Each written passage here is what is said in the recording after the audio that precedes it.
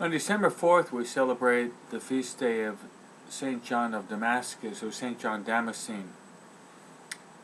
He was born in the 7th century and died in the 8th century. And he grew up in the rich, luxurious court of the Muslim ruler of Damascus. His father was a Christian court official. To make sure that John had a good Christian foundation, he had Cosmas, a monk, who was a war captive, train John. Cosmas taught John science and theology, Greek and Arab, as well as the culture of Islam. John assumed a high place in the government. When the Muslim rulers began turning against Christians, John left his post and became a monk in Jerusalem and was ordained. John is famous for many things. He wrote a lot on the church. He wrote about the Greek fathers of the church and the mysteries of the Christian faith. He wrote religious poems and hymns. He had a very great devotion to Mary, and his sermons on her feast are incredible.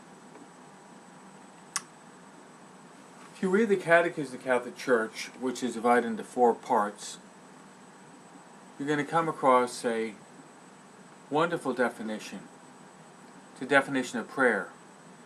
And the definition of prayer is taken from John Damascene.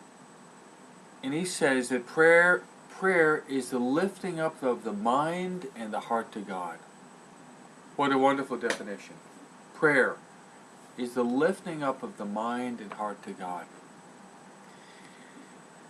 Another interesting thing about John Damascene was that the Muslims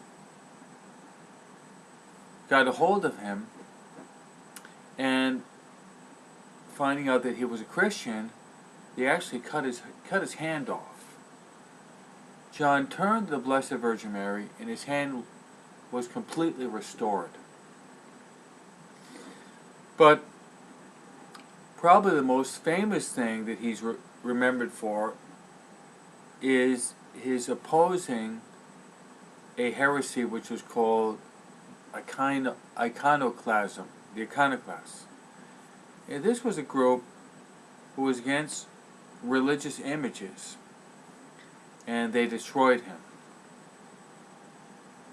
John tried to defend the use of religious images, icons, statues, holy pictures. In a certain sense, we live in a society where the Jehovah's Witnesses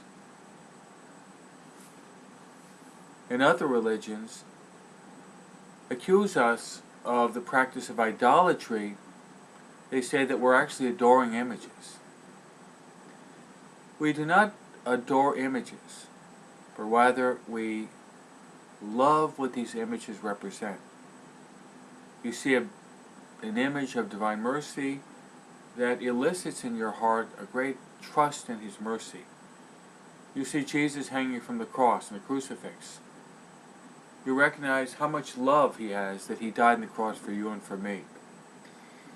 You see a beautiful picture, statue of Mary, and that elicits within your heart a tender and loving devotion to Mary, the Mother of God. So thanks be to God, thanks be to St. John of Damascene, that the iconoclastic heresy was destroyed. St. John Damascene, pray for us.